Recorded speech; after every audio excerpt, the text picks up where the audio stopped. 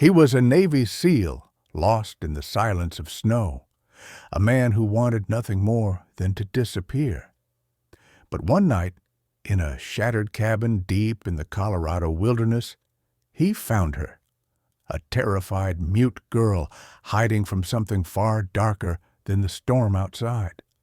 What began as an act of mercy pulled him into a world of blood, secrets, and redemption. When the truth about her missing father surfaced, Ryan Cooper and his loyal dog, Shadow, faced a battle that would test the limits of faith and sacrifice. Before we begin, tell us where you're watching from and subscribe for more stories of faith, courage, and the miracles God hides in the darkest places. The wind over the mountains of Colorado carried the kind of cold that bit through layers of wool and skin alike. Snow fell in slow, deliberate flakes, blanketing the pines in silence so deep it almost felt sacred. Beneath that hush, a figure moved through the white, deliberate, calm, and heavy with solitude. Ryan Cooper was 30 years old, a former Navy SEAL on forced medical leave after a mission in Syria that had gone wrong. He was tall, broad-shouldered, and moved with the reflexive precision of a man who had spent his youth obeying orders. His hair, once military short, now fell unevenly over his forehead.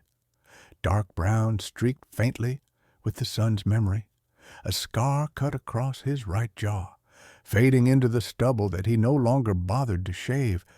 His eyes, a pale steel gray, held the kind of quiet that came not from peace, but from exhaustion.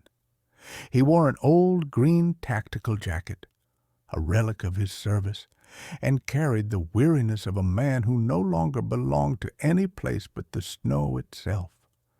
Beside him trotted Shadow, a 4-year-old German shepherd with a dark sable coat that shimmered like smoke against the snow. His eyes were intelligent, golden brown, always scanning, always alert. Shadow had been trained for military work, obedience, search, protection, but now he was simply Ryan's shadow in every sense. He had saved Ryan's life once during the ambush that ended his career, taking a bullet meant for him. Since then, they were bound by more than habit, by the silent understanding of two survivors who carried invisible scars. That afternoon, Ryan had been sent by the local ranger office in Snowfield to check on an old rental cabin rumored to have been vandalized.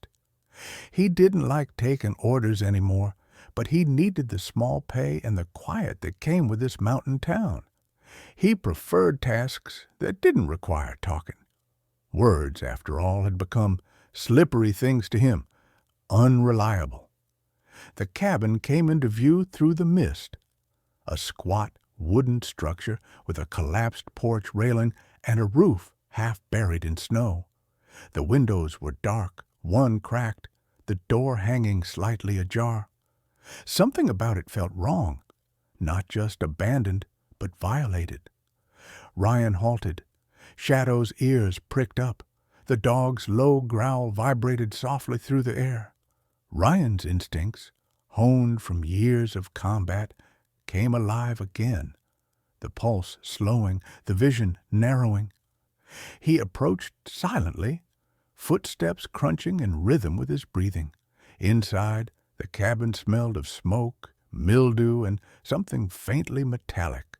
The fireplace was cold, ashes scattered like gray ghosts across the floor.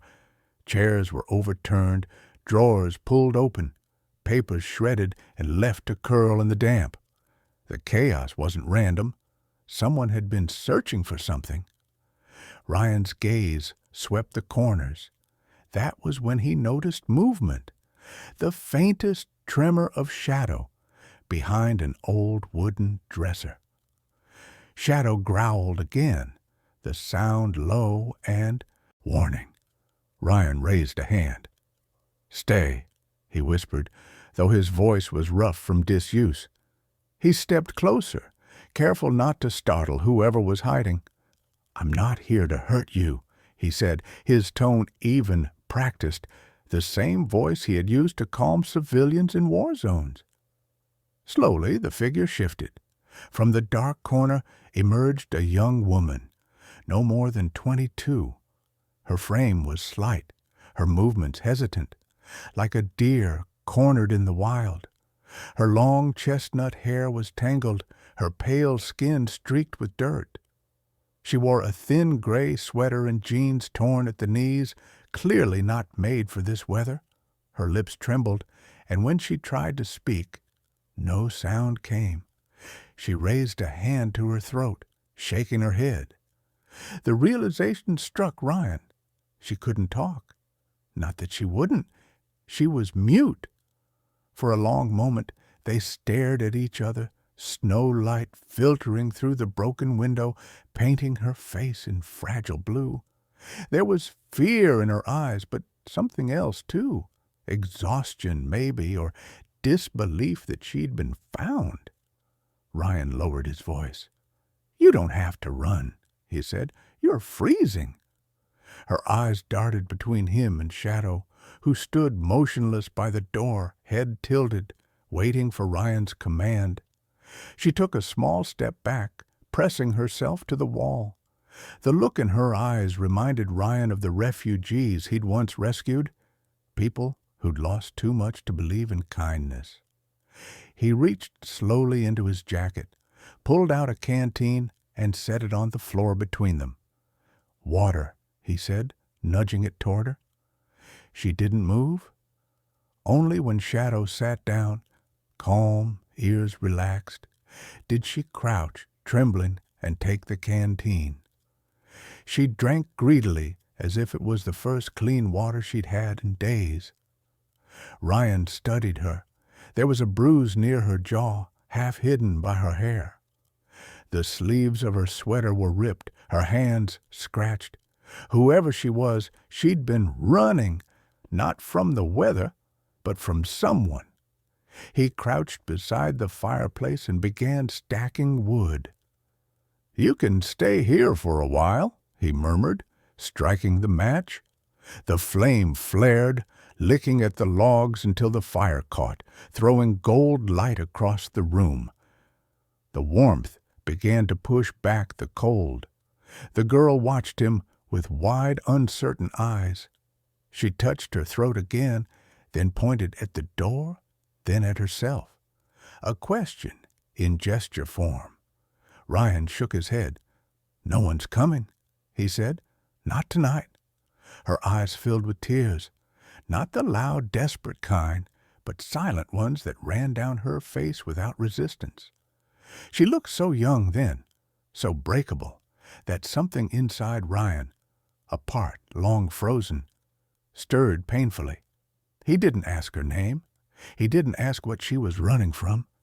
He simply let her sit by the fire, curling her knees to her chest as Shadow lay down beside her, head resting on his paws. Ryan sat opposite them, staring into the flames. He told himself he didn't care who she was. He told himself he'd take her to the sheriff in the morning, and that would be the end of it. But even as he made that plan, he knew he wouldn't follow it.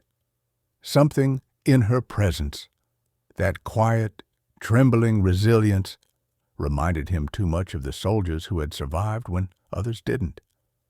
Outside, the wind howled across the mountains, shaking the cabin's fragile windows. The fire cracked, throwing shadows across the walls. Inside that small space, 3 lives, a broken soldier, a voiceless girl, and a loyal dog, found themselves bound by the same thing, the silence of survival. And though Ryan didn't know it yet, the moment he opened that door, his life had changed forever. By morning, the storm had quieted, though the world outside was still buried under a white shroud of snow. Ryan Cooper stood by the small cabin window. sipping bitter coffee that had long gone cold. The fire he had built hours earlier still glowed faintly, painting the room in shades of amber. Behind him, on the worn-out couch, the girl, Lila, was awake but motionless, her knees drawn close, eyes fixed on the dancing embers as if she feared they might vanish. She hadn't spoken, couldn't speak, but her silence was more expressive than most people's words. Shadow stirred from his rug, stretched, and padded quietly toward her. The dog was careful, as if sensing the fragility of the moment. He sniffed her hand, then rested his head on her knee. Lila froze for an instant, before letting her fingers tremble through his thick fur. Ryan watched, quietly astonished. Shadow never approached strangers that easily. The sight was both unsettling and strangely comforting. Ryan's life had become a ritual of order. Wake at dawn, cut wood, check the perimeter, eat sparingly, sleep in silence. It was a life stripped to essentials, safe from emotion. But now, this fragile, voiceless girl had disrupted that rhythm simply by existing in his space. He should have been irritated. Instead, he found himself checking the fire more often, making sure the room stayed warm enough for her comfort. When he turned back, Lila was holding the canteen he'd given her last night, tapping the metal gently against the table to catch his attention. Then, with the stub of a pencil and a torn envelope, she wrote in small, delicate letters, "Thank you." The handwriting was neat, graceful, like someone who had once been taught proper manners. Ryan nodded once. "You're safe here," he said. She hesitated, then scribbled another line. For how long? He didn't answer. He didn't know. Later that morning, as Ryan stepped outside to fetch more wood, he noticed faint footprints half buried by the snow near the tree line, too small for a man, too heavy for an animal. His instincts sharpened instantly. Someone had been there. He crouched, brushing snow off the imprints. The tracks led toward the road but stopped abruptly, as if whoever made them had been picked up or vanished. His jaw tightened. Trouble didn't need an invitation. It always found its way back to him. When he returned inside, Lila was standing by the fire trying to warm her hands. Her cheeks, once pale, now had a faint flush of color. She looked different in daylight, still fragile, but less ghost-like. Her eyes, a deep hazel, studied him cautiously. Ryan set down the wood, catching her gaze. "Were you alone in that cabin?" he asked softly. She flinched at the question and turned away, shaking her head. He waited, but she didn't write anything. Hours passed quietly. Ryan cooked a simple meal, beans, bread, and boiled coffee, and motioned for her to eat. Lila ate slowly as if her body had forgotten how to trust nourishment. Between bites, she kept glancing toward the window, her anxiety returning with the fading daylight. It wasn't until evening that Ryan decided to risk another question. "Lila," he said, her name tasting unfamiliar but soft on his tongue, "were you running from someone?" She froze mid-motion, her spoon suspended above the plate. After a moment, she set it down and began to write again. This time, her hand shook. "They're looking for me." She paused, then added, "I saw something I shouldn't." Ryan's stomach tightened. He had no patience for mysteries, but something in her eyes told him the truth was heavier than she could carry alone. "Who's they?" he pressed. She looked at him for a long moment, then tore the paper into pieces and fed them to the fire. The flames devoured her words, leaving only smoke and unanswered questions. That night, Ryan couldn't sleep. He lay on the cot near the window, watching the snow drift like ashes under the moonlight. His thoughts kept circling back to the footprints outside and the way Lila's eyes had darted to the door at every distant sound. Whoever she was hiding from, they weren't far. Around midnight, a faint knock echoed through the cabin walls. Shadow's ears shot up. Ryan sat up instantly, hand reaching for the old pistol under his jacket. Another knock, 3 slow, deliberate taps. Not the wind. He motioned for Lila to stay still. She obeyed, clutching the edge of the blanket, eyes wide with fear. Ryan moved silently to the door and peered through a crack in the wood. Outside stood a man in a ranger's parka, the hood pulled low. "Evening," the man called, voice muffled by the storm. "Heard you took shelter here. Roads are blocked." Ryan hesitated. The voice was familiar. He opened the door a few inches. "You shouldn't be out here, Tom." Tom Harrison, the local forest ranger, was in his mid-40s, broad-shouldered, with a wind-burned face and a beard dusted with gray. His blue eyes were kind but alert, the kind of man who'd seen enough wilderness to respect its danger. He'd been the one to help Ryan settle in Snowfield after the discharge. A decent man, one of the few Ryan trusted. "Had to make sure everyone's accounted for," Tom said, stamping snow off his boots. Then his gaze fell past Ryan toward the firelight, and lingered. "Didn't know you had company." Ryan shifted, blocking the doorway slightly. "She's passing through, needed a place to stay." Tom nodded slowly, though his brows furrowed. "Storm's brought in some trouble," he said. "Sheriff called.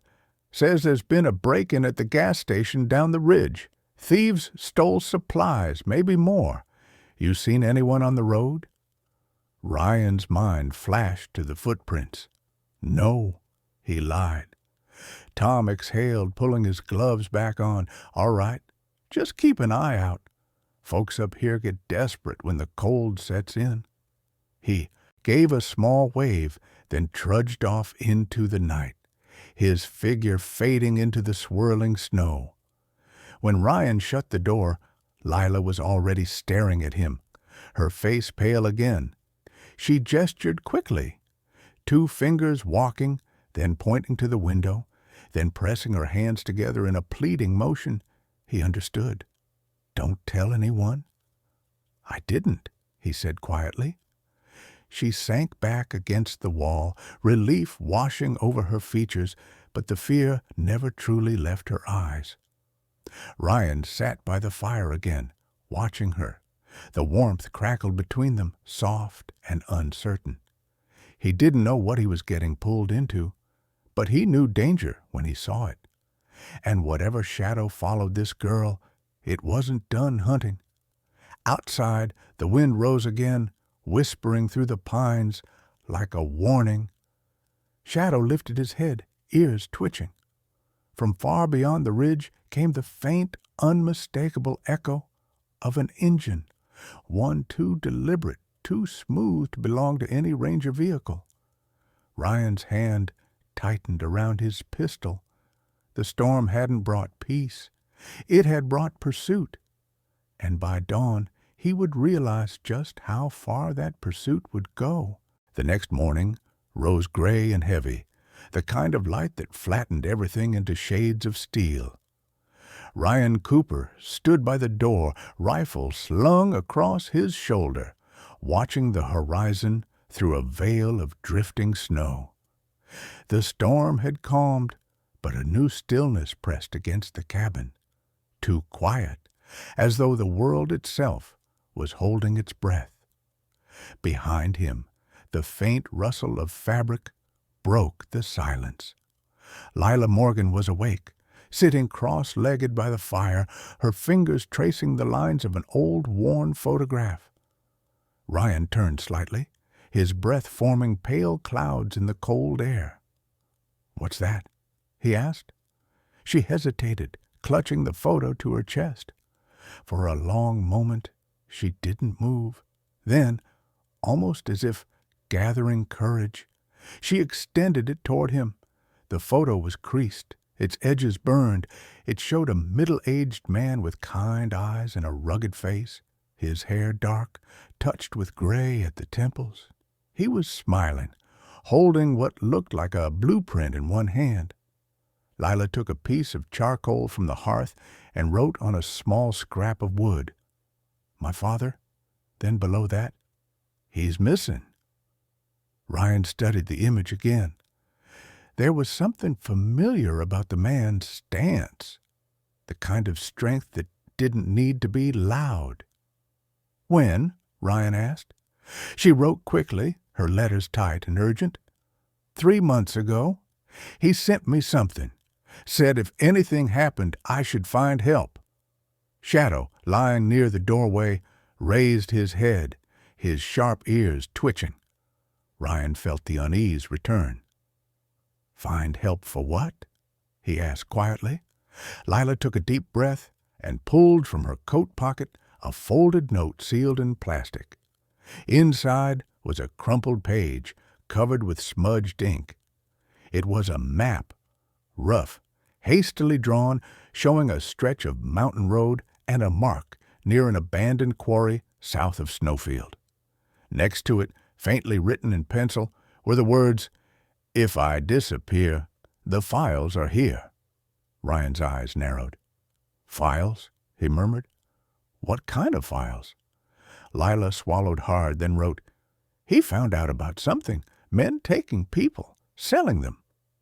For the first time since she'd arrived, Ryan saw anger behind her fear, a fire that refused to die. She continued to write, faster now, her hand trembling. "He worked for a company, Silver Ridge Transport. They used trucks to move people like cargo. He said he had proof." She stopped, looking up at Ryan with pleading eyes. "You're a soldier. Please help me." The word soldier hit him harder than he expected.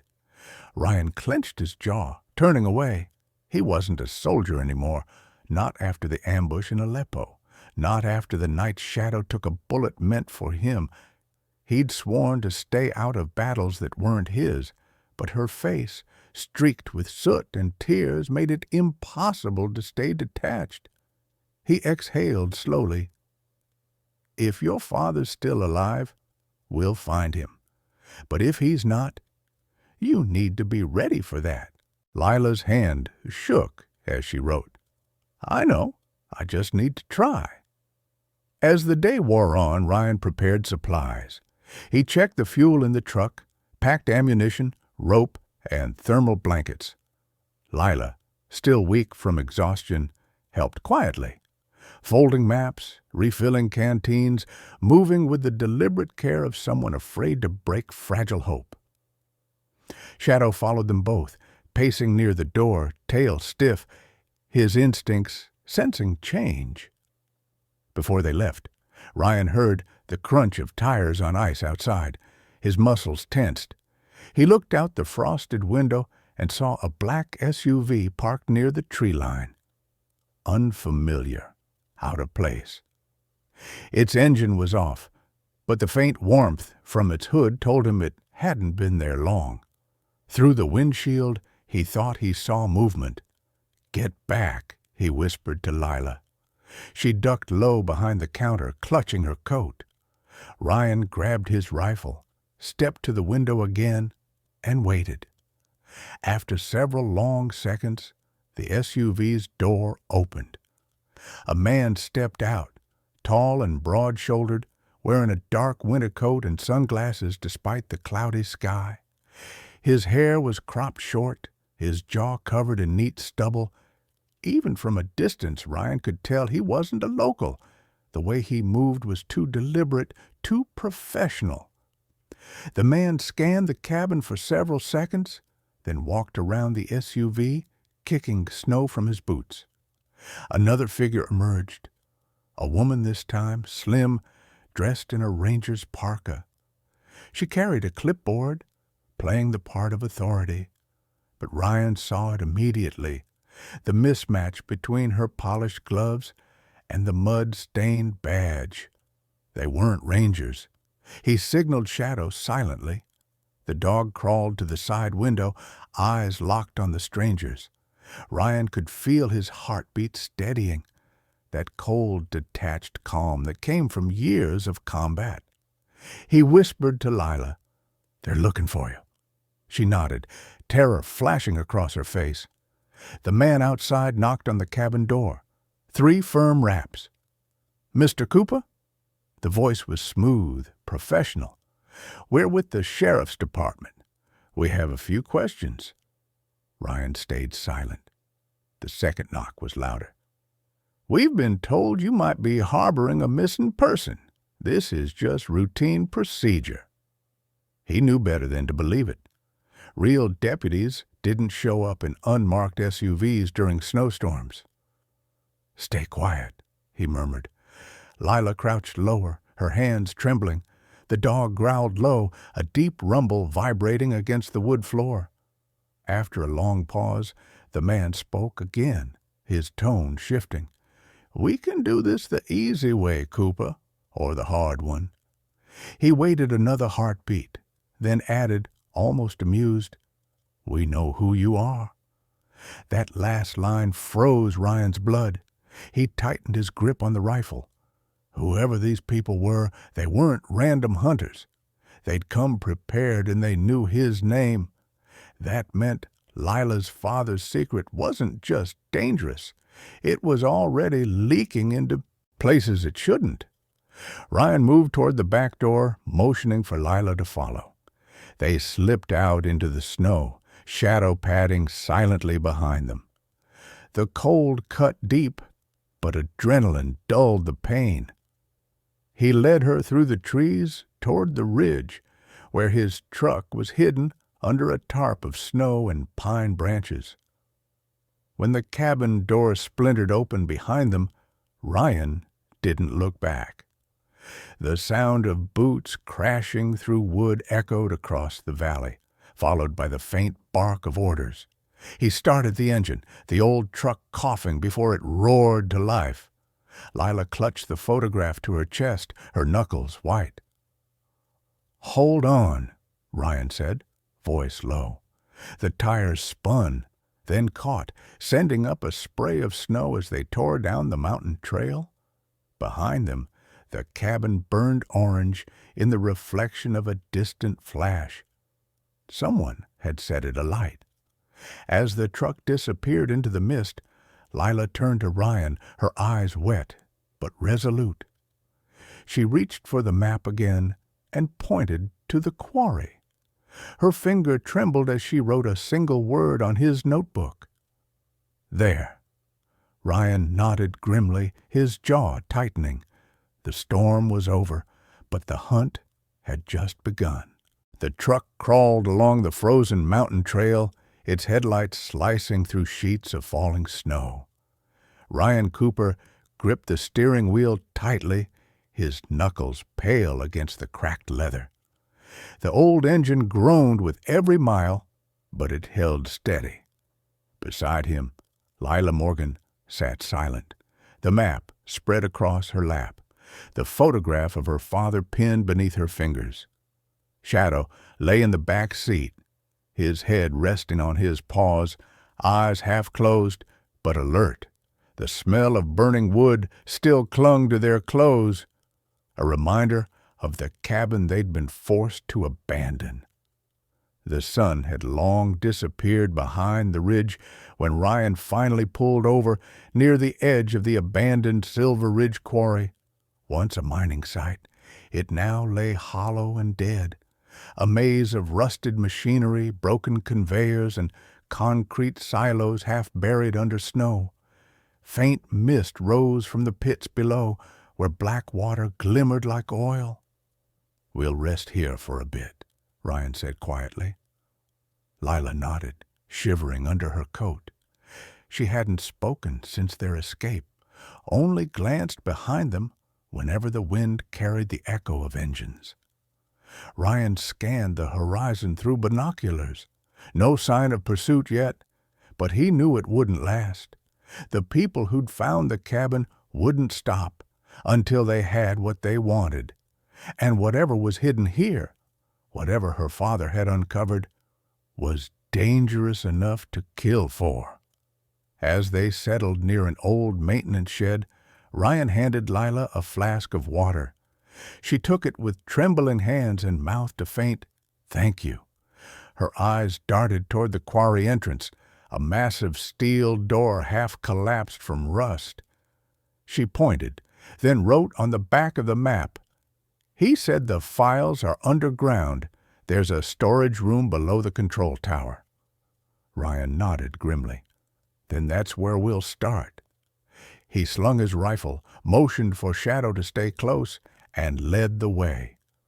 The snow crunched softly beneath their boots as they descended the narrow path. The air grew colder, denser. The deeper they went, the quieter it became. No wind, no birds, only the echo of their own steps. Inside the control tower, dust hung thick as fog. Broken windows framed the night sky, and the steel stairs creaked beneath their weight. Lila's flashlight trembled as she followed, the beam catching faded warning signs and shattered gauges. Ryan checked each door, his movements precise and practiced. "This place has been dead for years," he murmured. At the bottom of the tower, they found a narrow corridor leading underground. The walls were damp, lined with cables eaten by rust. A faint humming came from below, too regular to be natural. Ryan froze, signaling Lila to stop. Someone had power running here. They crept closer until voices echoed faintly through the passage. Two men talking in low tones. Ryan crouched behind a support beam, peering around the corner. The speakers were dressed in dark tactical jackets, rifles slung carelessly across their backs. One was tall and lean, with a gaunt face and sharp cheekbones. The other, shorter, stockier, his beard peppered with gray. Their breath misted in the cold air. "Boss says they're close," the taller one muttered. "Burned the cabin. Found tire tracks north of the ridge." "Doesn't matter," the bearded man replied. "They'll come here eventually. Everyone wants what's buried." He chuckled dryly. "Including that girl." Lila tensed, clutching Ryan's sleeve. Her face was pale, her body trembling. Ryan placed a steadying hand on her arm. "Stay quiet." He recognized the tone in those voices. Mercenaries, not cops. When the men finally moved off, Ryan exhaled slowly.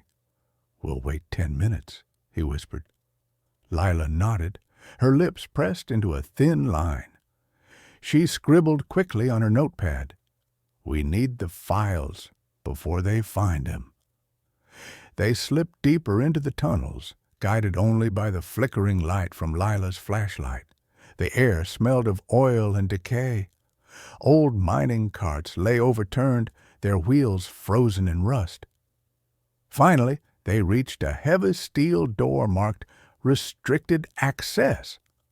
Ryan tried the handle. Locked. He examined the hinges, then pulled a small pry bar from his pack. With a soft grunt, he forced the latch. The door opened with a metallic sigh. Inside was a room preserved in silence. File cabinets lined the walls, coated in frost. Papers were strewn across the floor. Invoices, transport logs, shipping manifests. Ryan picked one up. Names, dates, coordinates. But what caught his eye was the stamp at the top. Silver Ridge Transport, Human Resource Division. He cursed under his breath. "They weren't moving goods," he muttered. "They were moving people." Lila's eyes widened. Tears welled, glinting in the flashlight's beam. She stepped forward, scanning the papers desperately. Then she froze. On one folder, faint but visible, was a name typed in bold: Edward Morgan, her father. Before she could react, Shadow stiffened, ears pricking up. He growled low in warning. Ryan turned instantly, flashlight sweeping across the room, catching movement by the doorway. A shadow flickered, then another. Voices. They'd been found. "Go!" Ryan hissed. He grabbed the folder, stuffed it into his jacket, and pushed Lila toward the back exit. The tunnels behind the storage room twisted like veins, narrow and dark. Boots pounded behind them, multiple pursuers. Gunfire erupted, deafening in the confined space. Sparks burst from the walls as bullets struck metal. Ryan returned fire once, twice, hitting one of the assailants. Shadow lunged, tackling another to the ground, his growls echoing through the tunnel. Lila stumbled, but kept running, clutching her notebook. Ryan covered her, firing short bursts to slow their pursuers. The tunnel opened suddenly into a maintenance chamber, an old elevator shaft stretching upward into darkness. The ladder along its side was rusted, but intact. Ryan pointed upward. "Climb!" Lila hesitated only a second before obeying. Ryan followed, Shadow bounding beside them. Shots rang out below, one grazing Ryan's shoulder. He gritted his teeth, pushing upward. As they reached the surface level, he slammed the hatch shut and locked it with a metal rod. For a moment, the world went still again, only their ragged breathing breaking the silence. Snow was falling harder now, covering everything in white. Lila pressed her back against the wall, shaking. "It's not over," Ryan said, voice low but steady. He pulled the folder from his jacket and handed it to her.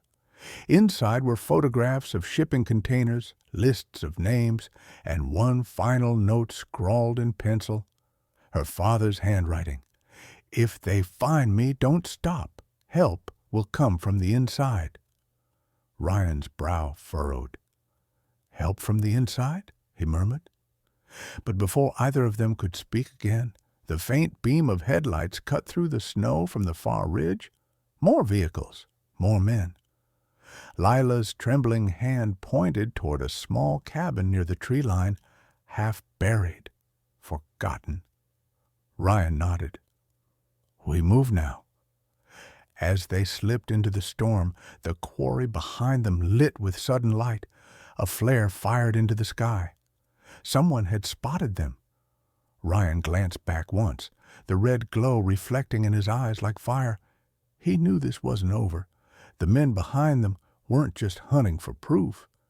They were hunting to erase it, and everyone connected to it.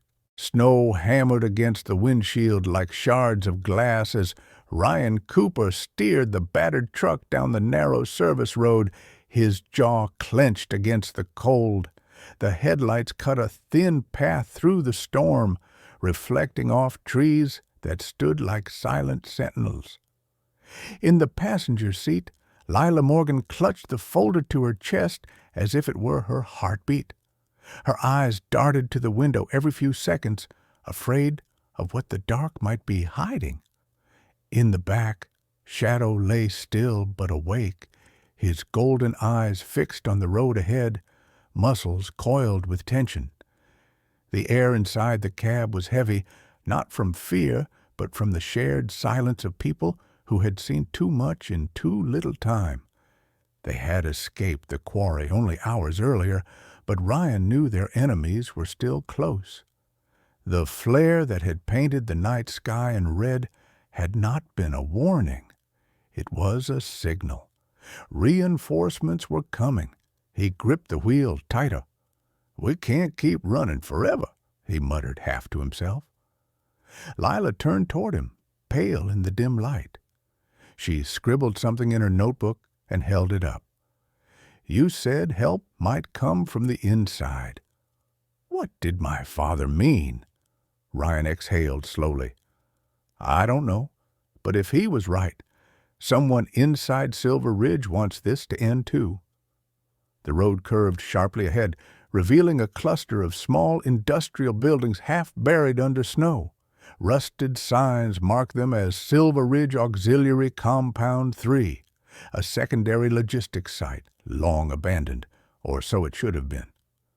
As the truck approached, a dim light flickered in one of the warehouses. Ryan slowed. "We stop here." Inside, the warehouse smelled of diesel and decay. Ryan swept his flashlight across rows of empty crates and machinery draped in frost. The silence pressed close, broken only by the echo of dripping water. Lila followed close behind, Shadow's paws silent against the concrete. Then suddenly, a voice echoed from the far side of the room. "Cooper!" Ryan froze. The light beam caught movement. A tall man stepping out from behind a stack of crates. He was in his late 30s, lean but solidly built, wearing a black field jacket and tactical boots. His hair was short and dark, a few silver strands glinting near his temples. A trimmed beard framed a face that had once been handsome, but was now carved with fatigue and bitterness. His right hand rested casually on a holstered pistol. "Didn't think I'd find you this far north," the man said, his voice smooth but edged with something sharp. Ryan's expression hardened. Cole. Marcus Cole, a name that still carried the weight of the past. They had served together in the same SEAL team 8 years ago. Cole had been the team's strategist, brilliant and reckless in equal measure, but after the Aleppo mission, the one that ended Ryan's career, Cole had vanished. Rumors said he'd joined private security firms overseas, the kind that operated without conscience or flag. Seeing him now, Ryan didn't need rumors. The truth stood right in front of him. Cole smiled faintly. "Always knew you couldn't stay buried. You were never good at hiding." Ryan raised his rifle a few inches. "You're working for them." Cole shrugged. "I'm working for whoever pays to keep the world quiet, and you're making noise, old friend."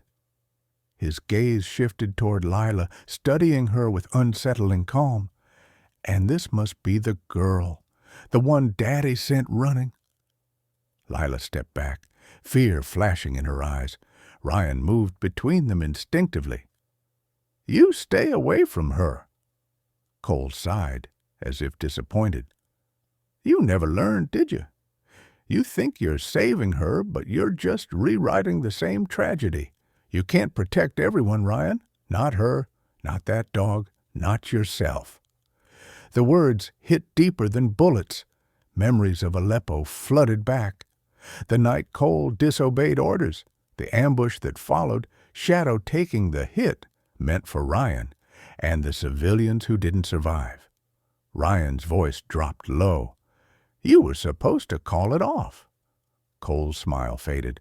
"And you were supposed to follow orders." For a long moment, they stood locked in silence, two soldiers carrying ghosts on their backs. Then Cole spoke again, quieter now. "There's still a way out. Hand over the folder. Take the girl south. Disappear. I can make sure no one follows." Ryan didn't move. "You expect me to trust you?" Cole's eyes flickered. Something between pity and resignation. "No, but you should trust the math. You can't win this, Cooper. You're one man against an army that doesn't exist on paper." Before Ryan could respond, Shadow's growl broke the standoff. A faint red dot appeared on Cole's chest. Then another on Ryan's shoulder.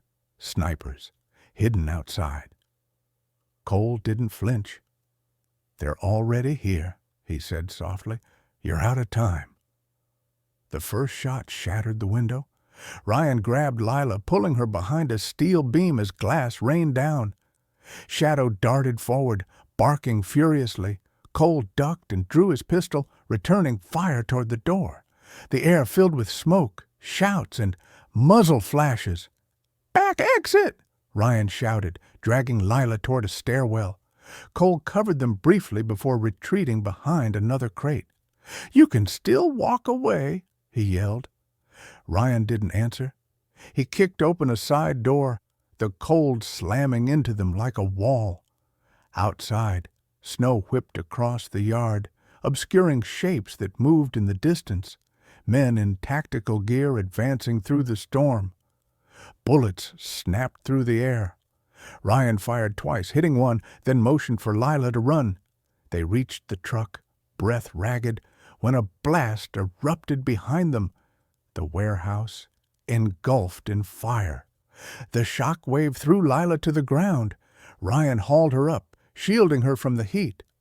Cole's silhouette appeared in the flames, shouting something Ryan couldn't hear, maybe a warning, maybe a farewell, before disappearing into the inferno. Ryan shoved Lila into the truck, Shadow leaping in after her.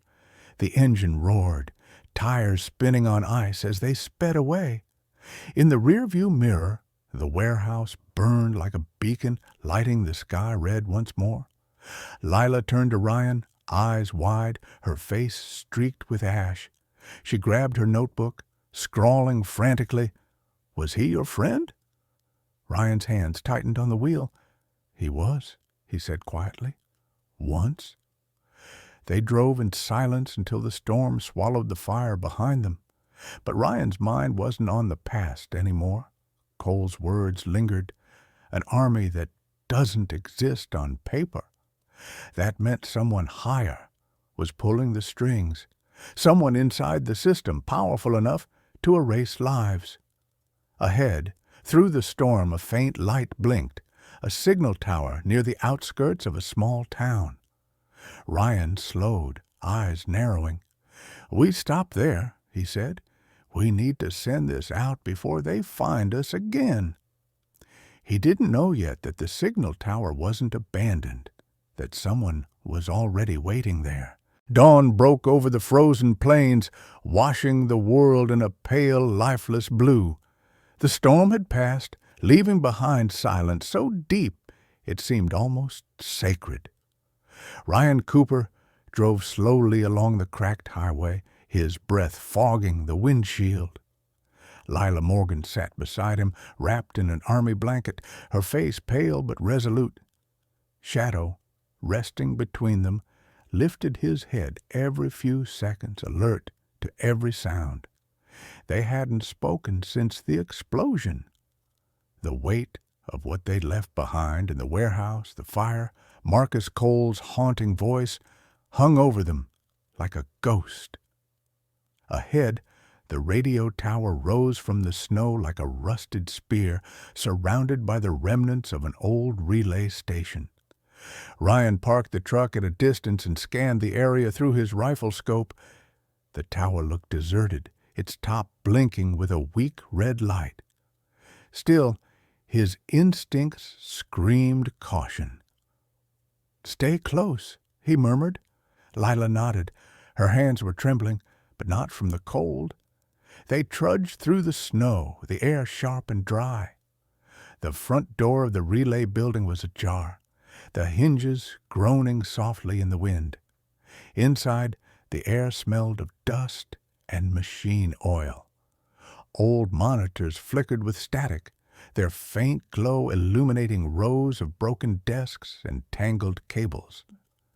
"If we can get one of these transmitters online," Ryan said, "we can push the files to the FBI servers in D.C. He began pulling open dusty drawers, looking for power cables and connectors. Lila hovered near the window, watching the horizon. "Ryan," she wrote quickly on her notebook and held it up. "Do you think my father is still alive?" Ryan paused, his hands tightening around a bundle of wires. "If he's alive, we'll find him. But first, this." He moved to the main terminal, a metal console covered in dust. He flipped a few switches. To his surprise, the generator beneath the floor hummed to life. The monitors flickered brighter. "Someone's maintained this place," he muttered. That was when a voice spoke from the shadows. "I was hoping you'd say that." Ryan spun, rifle raised. From behind, a column stepped a woman, tall, in her late 40s, wearing a heavy parka with an FBI insignia half hidden under a scarf. Her hair was chestnut brown, streaked with silver, tied neatly at the nape of her neck. Her eyes, cold and intelligent, missed nothing. She carried herself with the rigid authority of someone long accustomed to command. "Agent Rebecca Hayes," she said calmly, raising one hand in a placating gesture. "Federal Bureau of Investigation. And before you ask, yes, we've been tracking Silver Ridge for 2 years." Ryan didn't lower the rifle. "Then you already know who's behind it." Hayes nodded. "We do, and we also know your name. Chief Petty Officer Ryan Cooper, retired Navy SEAL, dishonorably discharged after Aleppo." Her tone softened slightly. "You were framed. Same people, same network." Lila stepped forward, clutching the folder. Hayes looked at her and exhaled, recognition dawning in her eyes. "You must be Lila Morgan. Your father's been trying to reach us for months." Lila's eyes widened. She hurriedly scribbled, "He's alive?" Hayes hesitated. "Last we heard, yes, but he's being moved constantly. The people you're running from, they call themselves the Syndicate. They use Silver Ridge as a front for international trafficking. We believe your father's being held in their processing facility north of Jackson." Ryan's voice was low but steady. "Then we go now."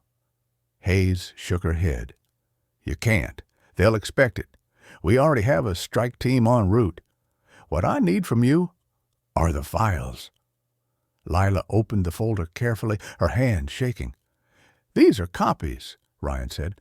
"Originals are stored digitally here." He gestured toward the terminal.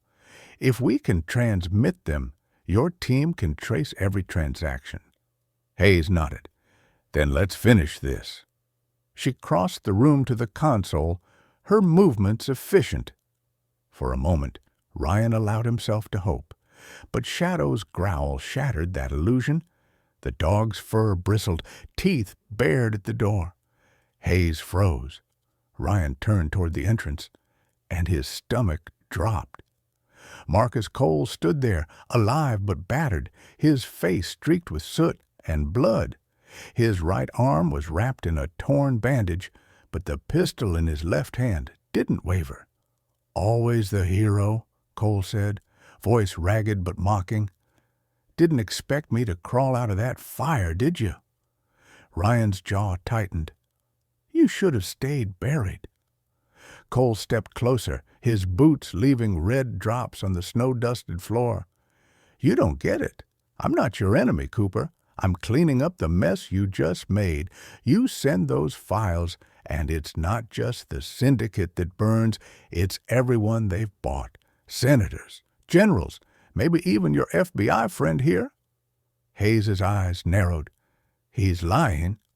Cole laughed bitterly. "Am I? Ask her why her team's been circling this tower for 3 days." Ryan's gaze snapped to Hayes. "Is that true?" Before she could answer, gunfire erupted outside, short, controlled bursts. Shadow barked, snarling at the window. Hayes drew her sidearm. "We're out of time," she said sharply. "Upload the files now."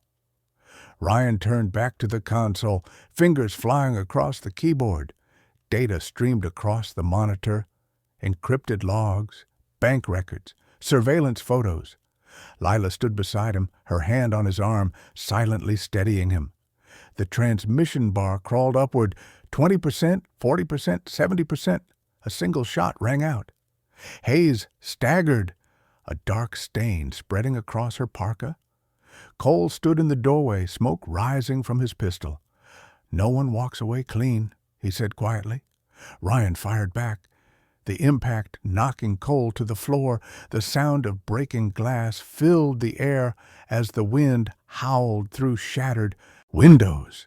Shadow lunged forward, biting Cole's wrist before he could reach for the gun again. Cole screamed, then went still. "Ryan!"